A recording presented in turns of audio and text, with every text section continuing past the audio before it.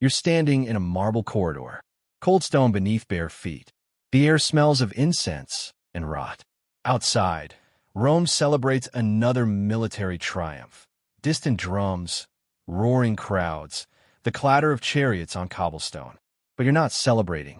You're a prisoner. Not in chains. Not in a cell. You're a guest. That's what they call you. A royal guest. The daughter of a king who bent his knee to Rome rather than watch his cities burn. And now you're here, in the heart of the empire, dressed in silk that feels like a burial shroud. They tell you you're honored, protected, safe. They're lying. What happened to foreign princesses held hostage in Rome wasn't written in history books. It wasn't carved into monuments or sung in epic poems. Because what the Roman Senate did to these women, these royal daughters used as political collateral, was so calculated, so quietly brutal, that even the chroniclers turned away. This isn't about war. It's not about conquest. It's about what happens when power doesn't need to justify itself. When a girl's body becomes a bargaining chip. When silence is enforced not by violence, but by diplomacy. What the senators did to hostage princesses was worse than death. Because death ends. This didn't. Let's go back. Let's understand how this machine worked. Rome didn't just conquer nations, it controlled them. And one of the most effective tools of control wasn't the legion. It was the hostage system. When a foreign king surrendered, Rome didn't always demand gold or land. Sometimes they demanded something far more valuable, his children. Sons and daughters of defeated rulers were taken to Rome under the pretense of education, cultural exchange, and diplomatic goodwill. They called it absides, hostages, but the language was always softer. Guests of the Senate, wards of the Republic, protected under Roman hospitality. It sounded noble. It was a leash. These children, especially daughters, were kept in Rome for years, sometimes decades. Their presence ensured their fathers stayed loyal. One rebellion, one broken treaty, and the message was clear: your child suffers. Your bloodline is ours to control. The boys were often trained, paraded, sometimes even adopted into Roman families, given a path to power if they played the game well. But the girls? The princesses? They existed in a far darker space. Because a foreign princess in Rome had no legal identity. She wasn't a Roman citizen. She had no rights under Roman law. No protections. No voice. She couldn't own property. Couldn't testify in court. Couldn't marry without Senate approval. Couldn't leave the city. She was a living treat. A breathing clause in a diplomatic contract.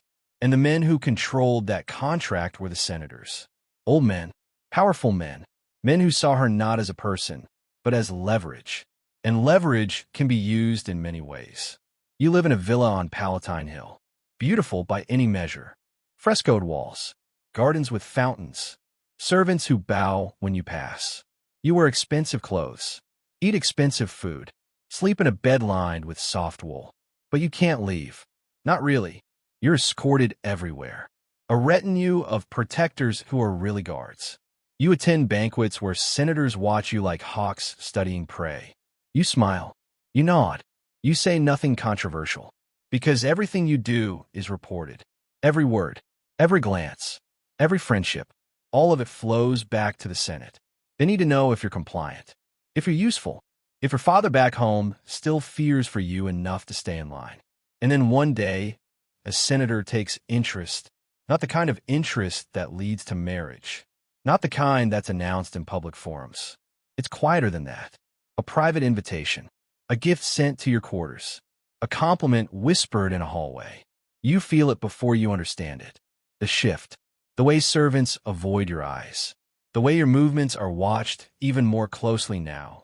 Because you've become valuable in a different way. The Senate didn't write laws about what could be done to foreign hostages. They didn't need to. The absence of law was the law. These princesses existed in a legal void. And in that void, powerful men operated without consequence. Senators didn't rape in the shadows. They didn't need to. They had something more insidious, plausible deniability and diplomatic silence. If a senator wanted access to a hostage princess, he could arrange it, quietly, through intermediaries, through the language of mentorship or patronage. The girl's handlers, often freedmen or lower officials, understood the game. They facilitated it. And the princess? She had no one to tell, no law to invoke, no protector who wasn't already complicit. If she resisted, the consequences didn't fall on her alone. A letter would be sent to her father. Your daughter is proving difficult. Perhaps our alliance needs reconsideration. The threat was never explicit. It didn't have to be. Her compliance kept her family safe. Her silence kept her alive. So she learned to endure. She learned to disappear inside herself while her body was used as a tool. A reward. A favor traded between senators. A way to cement backroom deals or settle political debts. This wasn't written in the histories because it didn't need to be. Everyone involved understood, and everyone involved had a reason to stay quiet. The princess, because speaking meant her family's destruction. The senators, because their reputations depended on discretion. And Rome? Rome didn't care. As long as the treaties held, as long as the gold kept flowing, as long as the empire stayed stable. What happened to a foreign girl in a villa on the hill didn't matter. She didn't matter. That was the point. You stop recognizing yourself. Not in the mirror. Your face is still your face, though it's older now, harder, wearing a mask that never fully comes off. You stop recognizing yourself in the choices you no longer make, in the words you no longer say. There's a term for what you've become, though no one speaks it aloud. You're useful, not honored, not respected. Useful. You attend dinners where senators debate the fate of nations, and sometimes, in the pauses between courses, one of them will touch your wrist. A casual gesture, a reminder. You've learned not to flinch. You've learned a lot of things. How to read the room before you enter it. How to predict which senator will summon you based on the political winds.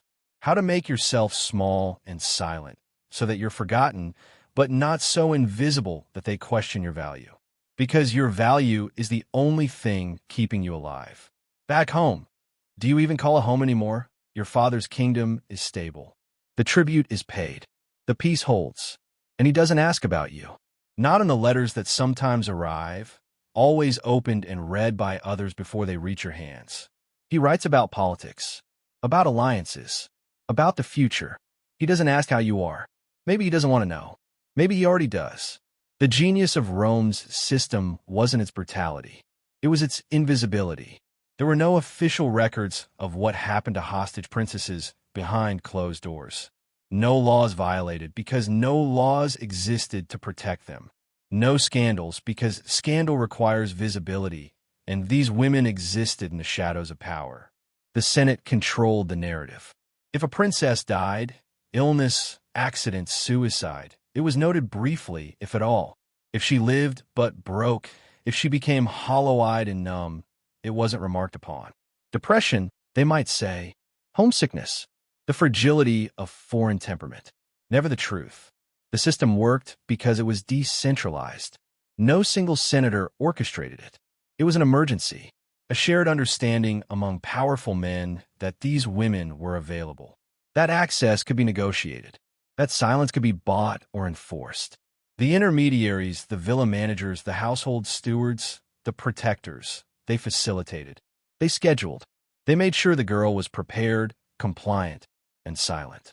They were rewarded with money, with favor, with the knowledge that they served the interests of the powerful. And if a girl resisted, the methods of persuasion were refined. Not overt violence that left marks, raised questions. Instead, isolation, starvation, the threat of being sent somewhere worse. The reminder that her family's safety depended on her cooperation. Most broke quickly. Some took longer.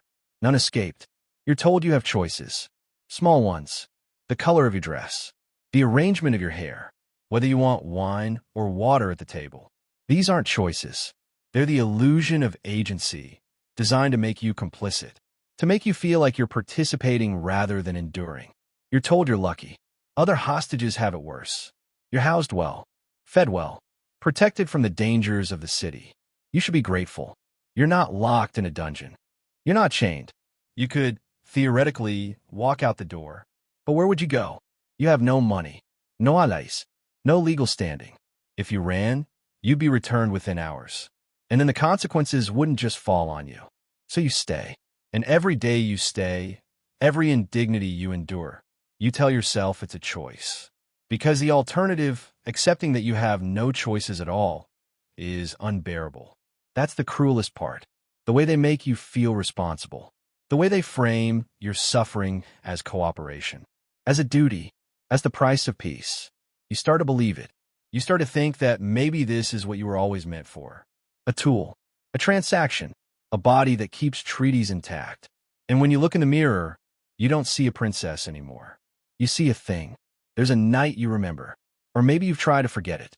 The details blur now, merging with all the other nights. But this one stands out because it's the night you stopped fighting. You're in a senator's private quarters. Not the first time. Not the last. He's older, respected, a man whose voice shapes policy. His hands are cold. His breath smells of wine and entitlement. He doesn't force you. He doesn't have to. The system has already done that. You lie there, staring at the ceiling, counting the cracks in the plaster. You've learned to leave your body, to go somewhere else in your mind. A trick you taught yourself years ago. When it's over, he thanks you, as if you've done him a favor, as if this was a gift you chose to give. And you smile, because that's what's expected. You return to your villa. You wash. You dress. You eat breakfast the next morning with the same servants who prepared you for last night. No one mentions it. No one asks if you're all right. Because this is normal now. This is your life. And the worst part? You've stopped imagining escape. You've stopped dreaming of home. You've stopped hoping that someone, somewhere, will intervene. Because no one's coming. Your father won't risk his kingdom for you. Rome won't punish its own senators. The gods, if they exist, aren't listening. You're alone. You've always been alone. And this realization doesn't come as a shock. It comes as a quiet, hollow certainty. The kind that settles into your bones and stays there. You're not a person anymore. You're a function, a diplomatic tool, a living amendment to a treaty written in your blood. And there's no escape from that. Not through resistance. Not through death. Because even death won't erase what's been done. Won't return what's been taken. You are, in every sense that matters, erased. Not killed. Erased. That's what they did. That's what the Senate perfected. Years pass. Some princesses die young. Fevers, accidents, broken spirits manifesting as broken bodies. Their deaths are recorded in dusty administrative logs. A line or two. Name, origin date. Nothing about who they were. Nothing about what they endured. Others survive. They grow older in their gilded cages. Some are eventually married off to minor Roman officials or allied client kings. Men who understand they're receiving damaged goods, but accept anyway because the political connection is useful. These marriages aren't rescues. They're lateral moves within the same system. A transfer of ownership from the Senate to a husband. The cage changes. The bars remain. A few princesses simply disappear from the record. No death noted. No marriage recorded. They vanish into the gaps of history. Maybe they were quietly disposed of when they were no longer useful. Maybe they were sold. Maybe they took their own lives in ways that weren't documented. History doesn't care enough to clarify. But here's what we do know. Not a single one of these women was ever returned home with honor. Not one was celebrated. Not one was compensated for years stolen, for trauma inflicted, for the self that was systematically dismantled. They were used until they weren't useful anymore. Then they were discarded. You won't find this story in Livy's grand histories. You won't find it in Tacitus or Plutarch. The official narratives of Rome focus on military glory, political intrigue among elites, the expansion of the empire. The suffering of foreign hostage women doesn't make those narratives. But we have fragments, hints, shadows in the historical record. We have letters from client kings pleading for their daughter's return, requests that were delayed, denied, or ignored for decades. We have administrative documents listing hostages by name and origin, tracking them like inventory. We have occasional mentions in private correspondence between senators, casual references to arrangements made with hostages, language that's vague enough to maintain deniability, but clear enough in context. We have architectural evidence, the villas where these women were kept, designed with beautiful facades and inner chambers that could be locked from the outside. We have the silence itself, the fact that in a society that documented everything, military campaigns, gladiatorial games, market prices, senatorial debates. The daily lives of hostage princesses are almost entirely absent. That absence is evidence. It's the shape of a deliberate erasure. And we have the pattern, because Rome wasn't unique in this practice. Throughout history, whenever a system creates a class of people with no legal protections and no social visibility, abuse follows. It's not an exception. It's a rule. The Roman Senate didn't invent this horror. They just perfected it. They created a machine that ran on silence, that operated in the gaps between laws, that weaponized hospitality and turned protection into imprisonment. And they did it so effectively that even now, more than 2,000 years later, most people don't know it happened. You might be wondering why this matters. Why dig up these stories? Why force ourselves to confront something so ugly from so long ago? Because it's not ancient history. It's a blueprint. The mechanisms that allowed the Roman Senate to abuse hostage princesses, legal invisibility, social isolation, diplomatic silence, systemic complicity, those mechanisms still exist. We see them in trafficking networks that operate in plain sight, hidden by the language of employment opportunities and migration services. We see them in domestic abuse situations where victims are isolated from support networks and told that speaking out will destroy their families. We see them in institutional settings, prisons, detention centers, care facilities, where vulnerable people exist in spaces with limited oversight and power imbalances that invite exploitation. We see them in diplomatic relationships where human rights abuses are overlooked because maintaining the alliance is considered more important. The tools change. The technology updates. But the underlying structure is the same. Create a category of people who exist outside legal protection, enforce their silence through systemic pressure, and allow those with power to operate without accountability. The Roman Senate's treatment of hostage princesses wasn't an anomaly of ancient barbarism. It was a refined system of control. And systems like that don't die. They evolve. We don't know most of their names. The records didn't care enough to preserve them.